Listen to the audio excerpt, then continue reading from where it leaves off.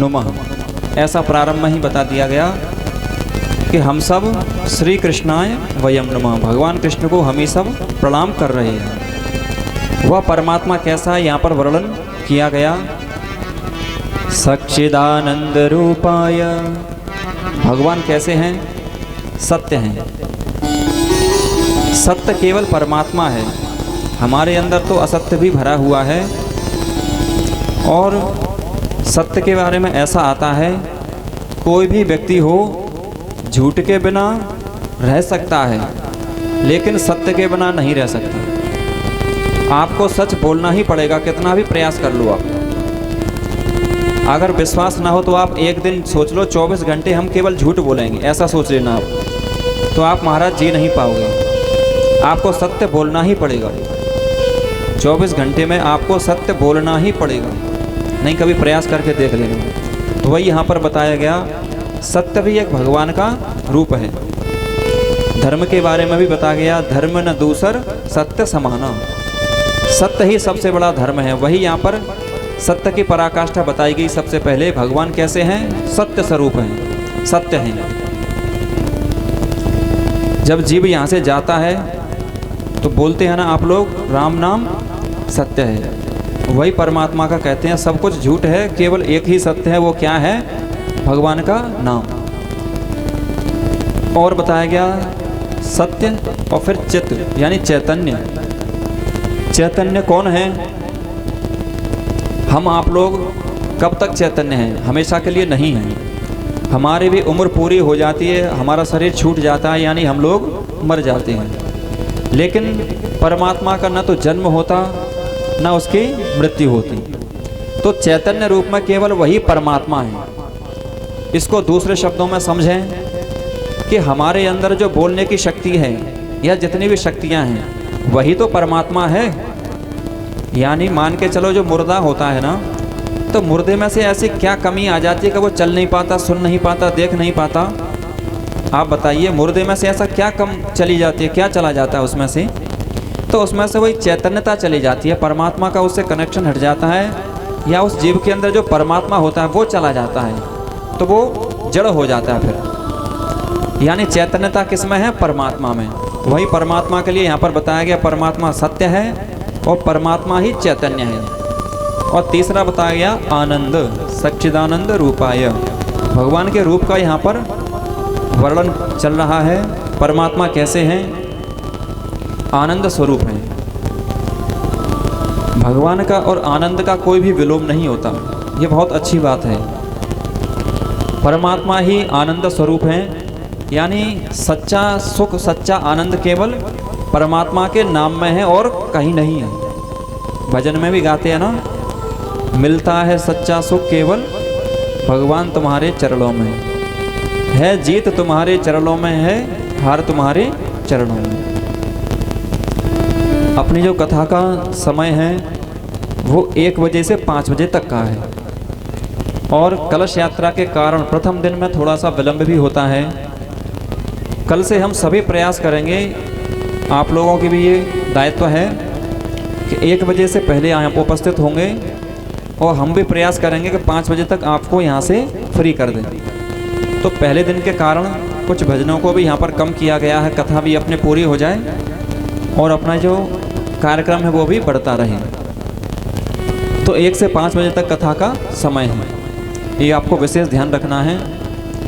और एक अच्छी बात और याद आ गई है, आप जब घर से आते हो तो जितने भी आपके पितृश्वर हैं, जो आत्माएं गुजर गई हैं, उसमें भी 3 श्रेणी आती हैं। एक अपने जैसे पिताजी के परिवार, पिताजी से बड़े हैं, पिताजी, दादाजी, पर बाबा, बाबा, ये इस श्रेणी के गुजर जाए, उन सबको मन में धारण कर लो। एक व्यक्ति जब पानी देता है तो 3 परिवारों को लगता है, 3 प्रकार से बताया गया है। एक तो खुद के पिता का होता है, फिर एक होता है दादी का गोत्र भी चलता है उसमें। जैसे दादी हो गई, दादी की फिर उनकी माँ, ऐसे चलती रहती है। ऐहिक दैविक भौतिक तापा, राम राज्य काहू नहीं व्यापा। तो तुलसीदास जी ने भी यहाँ पर बताया गया कि 3 प्रकार के ताप होते हैं। दैहिक यानी देह के ताप, दैविक यानी देवताओं के द्वारा, और भौतिक ताप यानी जो प्रकृति से ताप हमें मिलते हैं, यानी परेशानियाँ। तो उन तीनों तापों को तापत्रय विनाशाय, एक तो होता है नष्ट, एक होता है विनष्ट। जैसे हमने ये पेड़ काटा, इसको नष्ट कर दिया, अब ये विनष्ट कब होगा? जब समूल जड़ से उखाड़ देंगे। पेड़ को दो प्रकार से काटा जाता है ना, एक तो ऊपर से काट दिया तो फिर पीक आएगा अगर उसकी जड़ है तो, यानी एक होता है नाश, एक होता है विनाश। तो ऐसा वर्णन आता है यहाँ पर कि तीन प्रकार के तापों को समूल यानी जड़ से विनाश करने वाला ये क्या है? श्री कृष्ण भगवान का नाम। कृष्ण नाम तो जप ले रे भनवा, भवसागर तर जाएगा।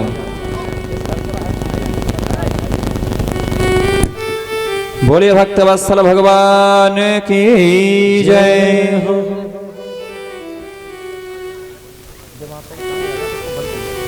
कृत्यम द्वैपायनो विरह कातरया जुहाव, पुत्रेति तन्मयतया तरवोऽभिनेदोस्, तम सर्वभूत हृदयं मुनिमानतोऽस्मि। द्वितीय श्लोक में पूज्य सुखदेव मुनि को प्रणाम किया गया।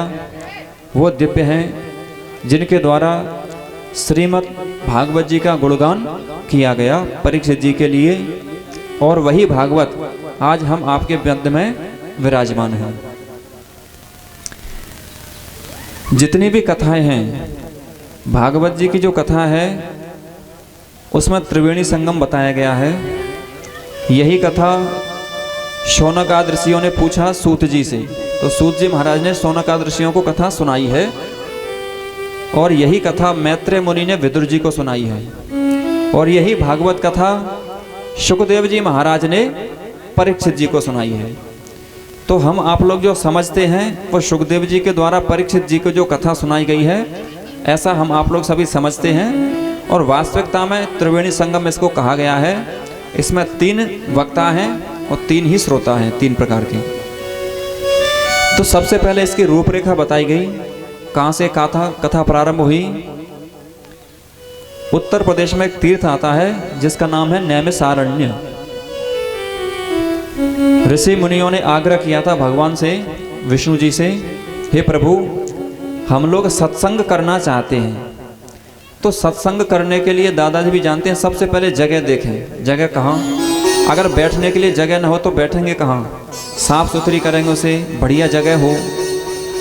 तो सभी शौनक आदि ऋषियों ने भगवान विष्णु से प्रश्न किया, तो भगवान विष्णु ने कहा जहाँ हमारा ये चक्र जाकर के रुक जाएगा मृतलोक यानी पृथ्वी पर, जिस जगह रुक जाए वही सत्संग की भूमि होगी।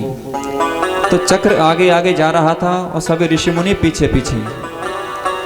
उत्तर प्रदेश में एक तीर्थ है नैमिषारण्य, वहां पर जाकर के चक्र रुका और वहीं पर सभी ऋषि मुनि एकत्रित हो गए। अब श्रोता तो आ गए। अब बड़ा ही बात क्या है कि अब वक्ता को ढूंढे, भाई कथा कौन सुनाए। तो चारों तरफ खोजा गया तो देखे सूत जी महाराज को वहाँ पर वर्णित किया गया। सूत जी महाराज को पहले प्रणाम किया गया।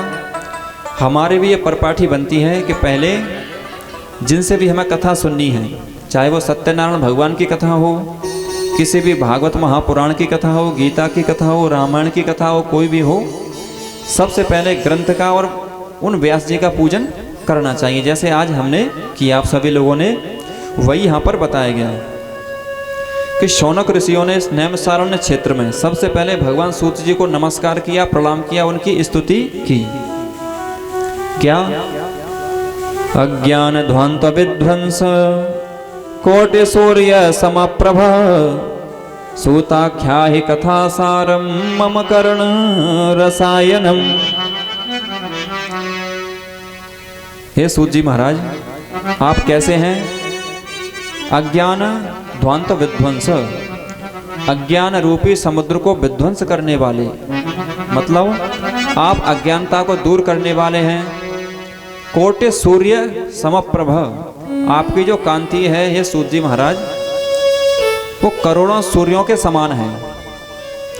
कोटि सूर्य समप्रभ, आप करोड़ों सूर्यों के समान हैं सूत जी महाराज। अब हमें क्या सुनाइए? सूताख्यायी कथा सारम, सूत आख्यायी यानी है सूत जी महाराज, आख्यायी हमसे कहिए। क्या? कथा सारम, कथाएं तो बहुत सुन ली, अब कथाओं का सार, सार समझते हैं ना? एक बात होती है आपको बहुत विस्तार से बताई जाए, और एक बात होती है कम समय में सूक्ष्म रूप में समझा दी जाए। एक होता है बहुत बड़ी चीज़ यानी बहुत सारे फल, और वही फलों का जूस निकाल करके पी जाए तो कितनी जल्दी पी लेते हैं। आपको 1 किलो मौसमी दें, 1 किलो संतरा, तो कितनी देर में खा पाओगे, और वही 1 किलो मौसमी का अगर जूस निकाल दिया तुरंत पी जाओगे गटागट। ठीक वैसे ही यहाँ पर कहा गया कि सभी जितने भी फल थे संसार में, धर्म अर्थ काम मोक्ष, 4 पुरुषार्थों को देने वाले, 4 वेद, 6 शास्त्र, 18 पुराण, सभी का रस भागवत जी में भर दिया। ये रस है महाराज। फल में तो किसी फल में गुठली भी होती है, बेर खाए होंगे सभी ने, बदरी फल, बेर में गुठली होती है, पूरा नहीं खा सकते ना। छुआरे को पूरा का पूरा खा सकते नहीं, गुठली फेंकनी पड़ेगी। सभी ने खाए हैं, जानते हैं। लेकिन कुछ ये जो भागवत रूपी सार है, इसमें महाराज न तो कोई छिलका है न कोई गुठली है। ये निगम कल्प तरोर गलितम फलम, ऐसा विगलित है ये। इसको पान करना पड़ता है। इसमें बताया गया है कि पीयूष पानाय रस लंपटा, इसका पान कीजिए दोनों हाथों से। और पान भी कैसे करना है महाराज? एक तो कथा होती है कि इस कान से सुनी और दूसरे कान से निकाल दी, लेकिन भागवत जी की जो कथा है वो अंदर ग्रहित करने लायक है। कथा को आप लोग ऐसे पान कीजिए जैसे बहुत प्यासे हों। वही यहाँ पर समझाया गया कि सूत जी महाराज से सभी ऋषि मुनि कहते हैं कि हमको कथा का सार सुनाइए। सूताख्यायी कथा सारम, हमने कथाएं तो बहुत सुन ली हैं, अब सभी कथाओं का सार हमें सुनाएं। यही भागवत जी का प्रश्न चल रहा है, वही भागवत जी सूत जी महाराज आगे बताएंगे। लेकिन शर्त क्या रख दी?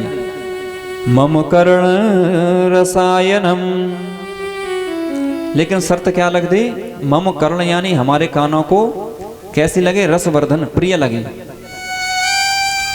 एक तो देखो दवाई ऐसी होती है जो कड़वी होती है, लेकिन वैद्य क्या करते हैं उसमें बोल देते हैं ये वाली पुड़िया शहद में मिला के खा लेना, चाट लेना, तो मीठी लगने लगती है। ठीक वैसे ही भागवत जी की कथा है वो तो मधुर है, लेकिन इसको और मधुर करने के लिए इसमें भजनों का ओतप्रोत हो जाता है, भगवान के जय जयकार हो जाते हैं, तो वही कथा हमें और प्रिय लगने लगती है। बोले वृंदावन बिहारी लाल की जय। गाप्तो हो विवेको वर्धतो महान। और कथा कैसी हो?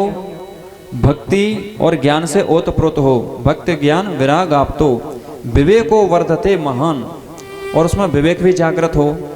अब ऐसी कथा नहीं सुना दो, तुम राजा रानी की कथा सुना दो कि साहब वहाँ पर बम्बई में जो हीरोइन रहते हैं उनकी कथा सुना दो, कहानी सुना दो। कहानी किससे हमें नहीं सुनना है, ज्ञान और वैराग्य भक्ति इनकी कथा सुनना है हमें, जिससे हमारे अंदर ज्ञान वैराग्य जागृत हो और भक्ति हमारे अंदर आए। हमें ऐसी कथा सुननी है। यहाँ पर ये प्रश्न चल रहे हैं अभी, यानी सौनक मुनि सूत जी महाराज से कह रहे हैं हमें ये श्रवण करना है, हमको ये सुनना है। और आगे बताया गया दिव्य ही स्तुति चलती है। चिंतामण लोक सुखम सुरद्रो स्वर्ग संप्रदम प्रयक्षते गुरु प्रीतो वैकुंठम योगी दुर्लभम। सूत जी महाराज की आगे स्तुति की। हमारे घर पर भी यदि गुरु महाराज आ जाएं तो उनकी भी दिव्य ही स्तुति करना चाहिए, प्रणाम करना चाहिए। यहाँ पर शौनक मुनि क्या कहते हैं सूत जी महाराज से कि चिंतामणि लोक सुखम, जो चिंतामणि होती है ना वो ज़्यादा से ज़्यादा क्या दे सकती है? लोगों के सुख, सांसारिक सुख दे सकती है। और सुरद्रो स्वर्ग संपदम, स्वर्ग में जो पारिजात वृक्ष है, कल्प वृक्ष, वो ज़्यादा से ज़्यादा क्या दे सकता है? स्वर्ग के सुख दे सकता है बस। लेकिन यहाँ पर बताया गया कि प्रयक्षते गुरु प्रीतो, प्रयक्षते आख्यायते यदि, यदि गुरु प्रीतो, आपके गुरु प्रसन्न हैं तो वो क्या दे देते हैं? वैकुंठम, यानी अगर आपके गुरु प्रसन्न है तो आपको वैकुंठ भी दे सकते हैं। वो वैकुंठ कैसा है? योगी दुर्लभम, वैकुंठम योगी दुर्लभम, जो वैकुंठ योगियों के लिए भी दुर्लभ है, कठिन है। यदि गुरु प्रसन्न हो जाए तो उस वैकुंठ को भी दे सकते हैं। यानी उनमें इतनी सामर्थ्य है, एक गुरु में कितनी बड़ी सामर्थ्य है कि स्वर्ग की संपदाओं से भी ऊपर है। यदि गुरु प्रसन्न हो जाएं तो स्वर्ग की संपदाओं से भी बढ़कर वैकुंठ धाम की प्राप्ति करा देते हैं। तो यहाँ पर अब सूत जी महाराज बोलना प्रारंभ करते हैं। अभी जो संवाद चल रहा है वो शौनक मुनि आदि और सूत जी महाराज के मध्य चल रहा है। कल जाकर के परिते हैं कि शौनक मुनियों, आपने बहुत अच्छा प्रश्न किया है। जैसे हमसे कोई अच्छे प्रश्न करे तो अच्छा लगता है, अगर गलत प्रश्न करे तो कोई बूढ़ा बाबा हो उससे कोई बच्चे गलत बात पूछें तो वो डंडा से मारने के लिए दौड़ते हैं। ठीक वैसे ही यहाँ पर सूत जी ने कहा कि आप लोगों का प्रश्न बहुत अच्छा है और शौनक आदि मुनियों, आपने जो प्रश्न किया है वो जन कल्याण के लिए प्रश्न किया है, यानी इससे सभी जीवधारियों का कल्याण होगा।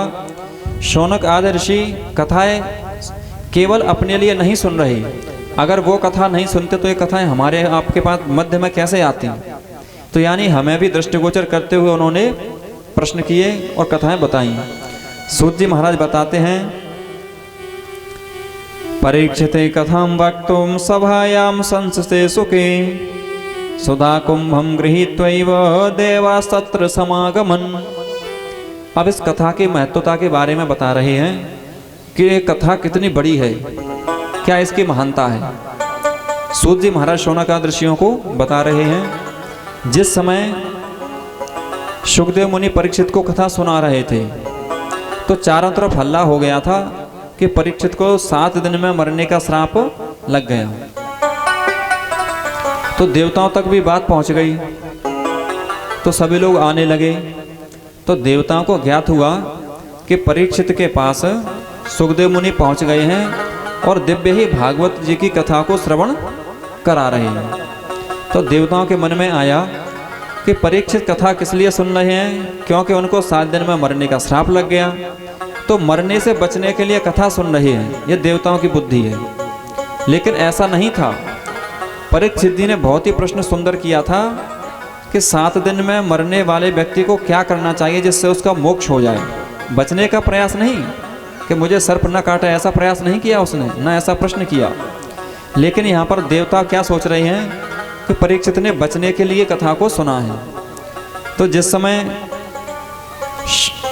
श्री सुखदेव मुनि कथा सुना रहे थे, उसी समय देवताओं ने क्या सोचा कि अमृत का कलश भर करके ले गए और वहाँ पर सुखदेव मुनि से कहा कि आप ऐसा करिए, परीक्षित को ये कलश का अमृत पिला दीजिए, भाई स्वर्ग में अमृत तो होता ही है, अमृत भर के ले आए, और ये जो भागवत की कथा है वो लोग हमें श्रवण करा दो। तो पहले जैसे ही देवता आए, पहले तो देवता खड़े रहे, भैया जिसको बैठने का स्थान नहीं मिला तो खड़ा रहेगा। लेकिन भागवत जी में आने के बाद कभी ऐसा नहीं सोचना चाहिए कि हमारे लिए दिव्य सिंहासन हो तभी हम बैठें।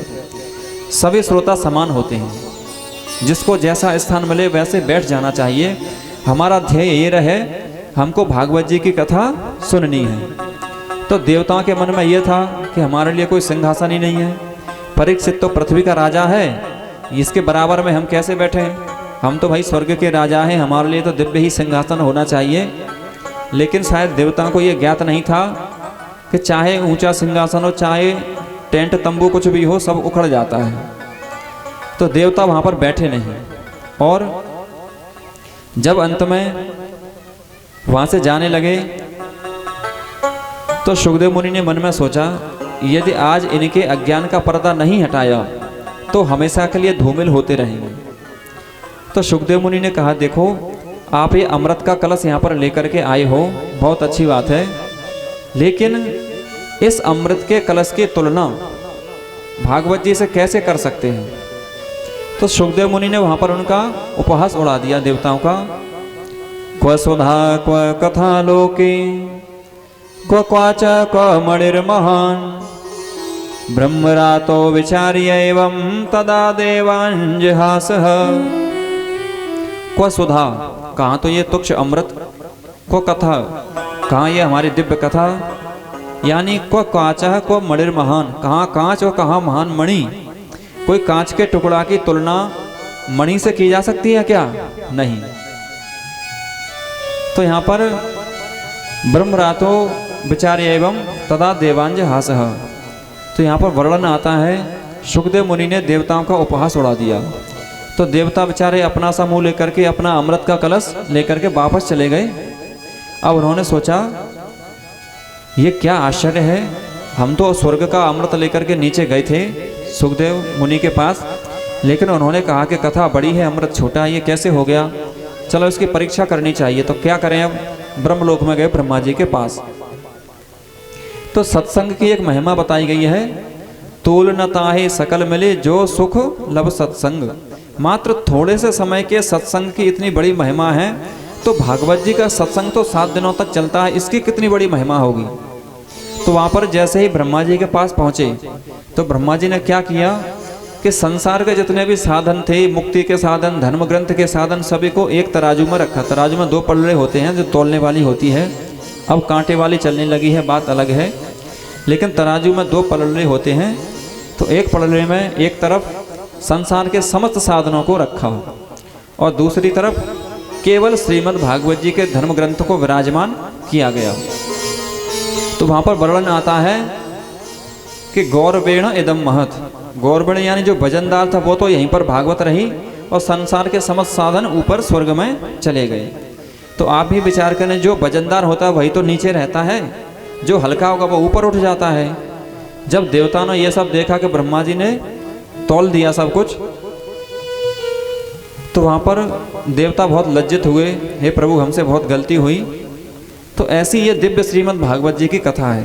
ये प्रथम अध्याय में ऐसा बताया गया कि भागवत जी की कथा को आप साधारण नहीं आंकें, ये कोई छोटी चीज़ नहीं है, ये इतनी साधनों का सभी का निचोड़ है, सब ग्रंथों का सार घनेरा, ऐसा यहाँ पर वर्णन आता है।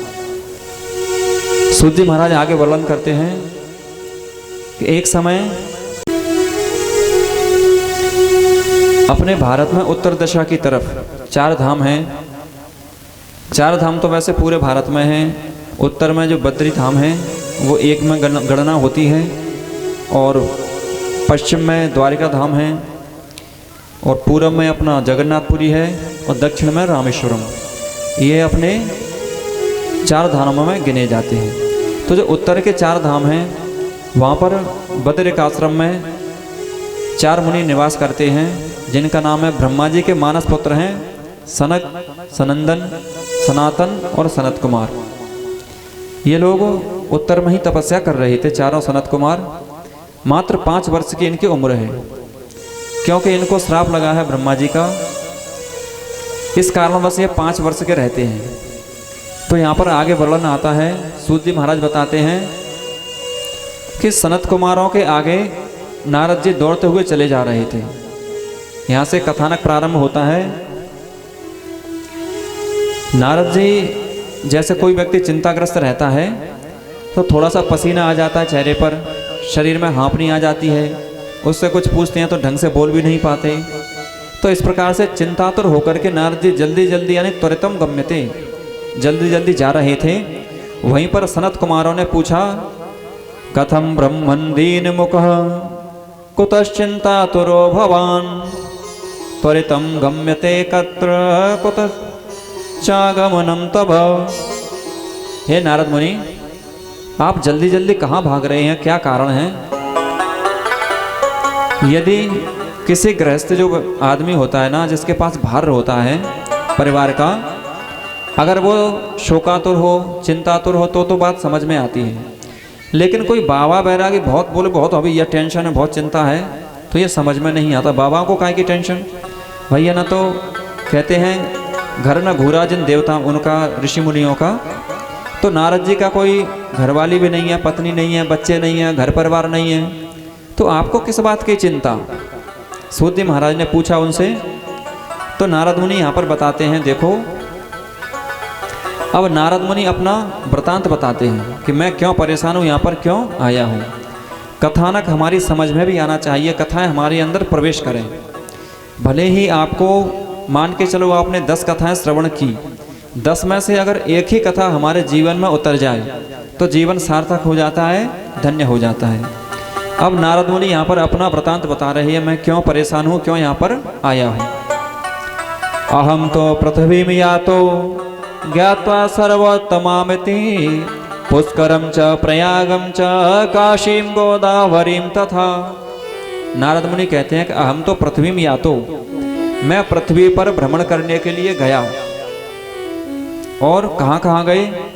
पुष्करम च प्रयागम च। पुष्कर यानी ब्रह्मा जी का तीर्थ, प्रयाग यानी जिसको आप इलाहाबाद के नाम से जानते हैं, लेकिन वास्तविकता में उसका नाम है प्रयाग। सभी तीर्थों का राजा है। काशीम यानी काशी में गए, जिसको हम बनारस के नाम से भी जानते हैं। गोदावरीम तथा, गोदावरी नासिक को बोलते हैं, त्र्यंबकेश्वर क्षेत्र को, वहाँ से गोदावरी नदी निकली है। और नारद जी कहाँ बताते हैं, नारद जी अपना वृतांत बता रहे हैं, मैं पृथ्वी पर कहाँ कहाँ घूमा।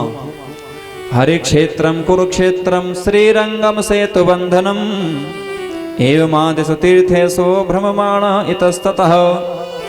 हरे क्षेत्रम यानी हरिद्वार, कुरुक्षेत्र जहाँ पर महाभारत हुआ था, श्रीरंगम यानी जहाँ पर रामेश्वरम विद्यमान है, सेतु बंधनम भगवान ने सेतु बंधन किया था। इतनी जगह, सब जगह भ्रमण नारद जी ने किया। लेकिन क्या कहते हैं, नापस्यम कुत्रचित् शर्मा मन संतोष कारकम। कहीं पर भी मेरे मन को शांति नहीं मिली। वही आगे वर्णन कर रहे हैं, क्यों शांति नहीं मिली, क्योंकि सभी तीर्थों पर जितने भी अच्छी जगह हैं, मंदिर हैं, तीर्थ हैं, वहाँ पर दुष्ट लोग भी पहुँच जाते हैं। तो वो क्या करते हैं, उस जगह को दूषित करते हैं। जैसे मान के चलो वृंदावन को ही ले लो, वृंदावन में संत महात्मा रहते हैं, हाँ रहते हैं। अब मान के चलो कोई अपने इस गांव का आदमी लाल कपड़े या पीले कपड़े पहन के दुष्ट हो, वो वहाँ चला जाए और गलत काम करने लगे, चोरी डकैती माँ छीना झपटी, तो धाम बदनाम होता ना। आप लोग जाओगे या कोई अन्य गांव का व्यक्ति आएगा वहाँ, तो क्या कहेंगे, अरे साहब वृंदावन में ऐसा होता है, चोरी होती है। तो यथार्थ में क्या है कि कुछ जो दुष्ट लोग पहुँच गए हैं तीर्थों में, वो वहाँ के नाम को बदनाम करते हैं। वही नारद जी कहते हैं कि सभी तीर्थों में दुष्टों का आगमन हो गया है, अब पहले जैसे तीर्थ नहीं रहे। उदरम भरलो जीवा वरा का कूट भाषिण सत्यम नास्ति तपा शौचम दयादानम न विद्यते। सत्यम नास्ति, कहीं भी सत्य नहीं रहा, सब लोग झूठ बोलते हैं। सत्यम नास्ति, और तप नहीं है, शौच यानी शुद्धता नहीं है। लोग अभक्ष खा रहे हैं, क्या खाना है क्या नहीं खाना है किसी को पता ही नहीं है। राक्षसों की चीज़ें इंसान खा रहे हैं, पी रहे हैं, तो कल्याण कहाँ से होगा। यह वर्णन आता है कि दया दानम न विद्यते। अब वो इंसान में दया नहीं रही, जीवों को काट देते हैं महाराज, बिल्कुल। सबने देखा है, सुना है, मुर्गा है, बकरा है, भेड़ भैंस, सबको काट देते हैं। इंसान का ये कर्तव्य नहीं है। इंसान का तात्पर्य ये है, इंसान को अन्य जीवों पर दया करनी चाहिए।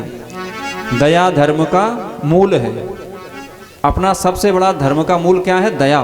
तुलसीदास जी ने भी भाई कहा है, रामायण हम पढ़ रहे हैं लेकिन उसको समझ नहीं रहे।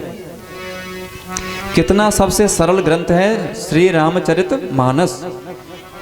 उसमें कहा गया है कि मात्र थोड़ी सी आधी से आधी चौपाई आप लोग अपने अंदर धारण कर लें तो आपका जीवन पार हो जाएगा।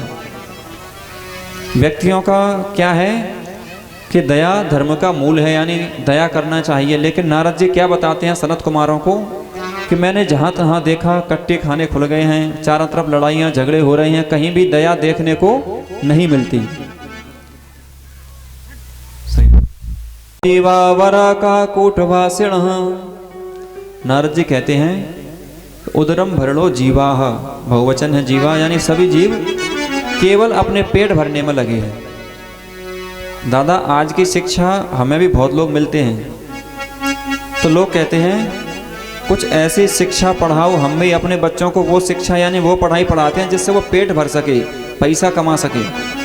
ऐसी शिक्षा कोई नहीं देता जिससे उसका कल्याण हो, इसलिए दुर्भिक्ष फैल रहे हैं।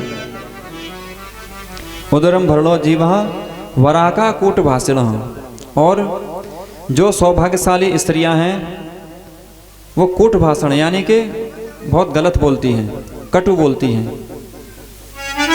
कड़वा बोलती हैं। स्त्रियों की वाणी भगवान ने देखो, आदमी और स्त्री यानी महिला और पुरुष दोनों की वाणी में अंतर है। बच्चा भी छोटा सा रोता है ना, तो जो बच्चा रोता है छोटा सा बालक यानी लड़का, उसकी आवाज़ थोड़ी मोटी होती है। और स्त्रियों की यानी उस लड़की की आवाज़ देखेंगे छोटी सी, जो जन्म लेकर के जन्म लेती है, उसकी आवाज़ पतली रहती है। आज भी ऐसे ऐसे व्यक्ति हैं जो कान से सुनकर बता देंगे कि बालक हुआ है कि बालिका, लड़का रो रहा है कि लड़की रो रही है, छोटे से में बता देते हैं। जब वो थोड़े बड़े होते हैं तो हम लोग भी फ़ोन पे अगर बात कर रहे हैं तो समझ जाएंगे लड़की बोल रही है कि लड़का बोल रहा है। तो कहने का तात्पर्य, भगवान ने स्त्रियों को गुण दिया है मधुर। स्त्रियों को क्या गुण दिया है कि मधुर बोलें, मीठा बोलें, अच्छा बोलें। लेकिन आज यहाँ पर नारद जी कहते हैं कि मैं बहुत सारी जगह गया, वरा का कोट भाषण, ये हम नहीं कह रहे, नारद जी यहाँ पर बता रहे हैं सत्य बात, कलयुग को देखते हुए कि स्त्रियाँ कटु बोल रही हैं, यानी कड़वा बोल रही हैं, मधुरता नहीं रह गई। और आगे वर्णन करते हैं, पाखंड निरता संतो विरक्ता सपरिग्रह, जितने भी अपने संत महात्मा हैं सब पाखंडता को प्राप्त हो गए हैं। संत भी बहुत कम बचे हैं। अब संतों के चोलों में, जैसे बताया था ना, लाल पीले कपड़ों में अन्य व्यक्ति, दुष्ट व्यक्ति घुस गए हैं। यथार्थ में संतों को बदनाम किया जा रहा है। संत तो संत ही होते हैं महाराज। वास्तविकता में जो संत हैं अभी भी भजन कर रहे हैं। हमने भी अपनी आंखों से देखा है, कई वर्षों से देख रहे हैं कि संत महात्मा आज भी विद्यमान हैं। उन्हीं के भजन प्रताप से ये धरा यानी पृथ्वी टिकी हुई है। लेकिन सभी ने क्या देख लिया कि संत महात्माओं का चोला बहुत सरल आता है, थोड़े से पैसे में आता है।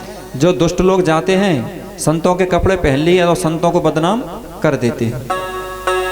अब मान के चलो ये पंडित जी के कपड़े धोती कुर्ता हमने पहन लिए, यही धोती कुर्ता पहन के कोई व्यक्ति यहाँ पर गलत काम करे तो आप यही कहोगे ना कि पंडित जी कर रहे हैं।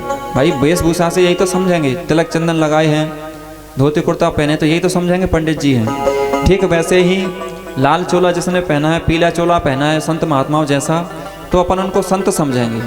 अब पता नहीं वो संत है कि दुष्ट है, ये तो उनके गुणों से प्राप्त होगा, गुणों से समझ में आएगा। तो नारद जी कहते हैं कि संतों के भेष में तीर्थों में दुष्ट व्यक्ति जाने लगे हैं, वो सभी तीर्थों को दूषित कर रहे हैं।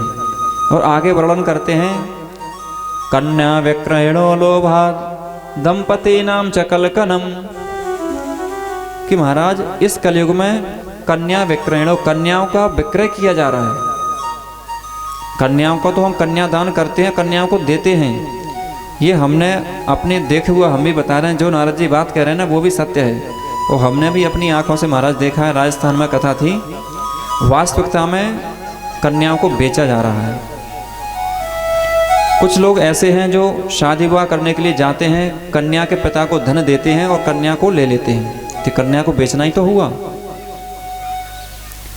एक गाना है जो आज की फिल्मी धुन का है, वो वास्तविकता में सही है। बेटी का सौदा कर डाला दारू की एक बोतल के लिए, ये सत्य बात महाराज बता रहे हैं। राजस्थान में गुर्जर थे, उन्होंने वास्तविकता में दारू बहुत पी थी, यही उनका कार्य था। शराबी को बुद्धि थोड़ी क्षतिग्रस्त हो जाती है, दूषित हो जाती है। तो ये अपनी आंखों देखी बात बता रहे हैं आपको। कई कन्या थी उनकी, तो विवाह किसी का नहीं करते, बस यही काम था उनका कि मोटी रकम ले ली, मोटा पैसा ले लिया और कन्या को उनको दे दिया, हो गया विवाह। विवाह नहीं मतलब ऐसे ही दे दिया, जैसे अपन गाय भैंस को देते हैं ना। कोई अपने घर आया भैंस लेने के लिए, पैसे ले लिए, भैंस की डोर उसके हाथ में थमा दी, ले जा भैया। तो कन्या को बेचना ही तो हुआ। वही नारद जी यहाँ पर कह रहे हैं, कन्या विक्रयणो लोभात्, लोभ के कारण। और दंपति यानी जो पति पत्नी होते हैं उनमें कलकनम यानी कि झगड़ा लगाई होने लगे हैं। पति पत्नी का जो संबंध है वो संसार में विश्वास पर टिका रहता है। भगवान भोलेनाथ और पार्वती जी के बारे में आता है, वो कैसे हैं, श्रद्धा विश्वास रूपिणौ। तो पति पत्नी का संबंध कैसे होना चाहिए, श्रद्धा और विश्वास पर टिका रहना चाहिए, उसमें कहीं भी कोई खटास नहीं होनी चाहिए। लेकिन यहाँ पर कहते हैं कि कलकनम, पति पत्नी के बीच में भी अविश्वास आ गया आज के इस समय में। वही यहाँ पर वर्णन करते हैं, कामिन्या केशशूलिन्या संभवन्ते कलाविह।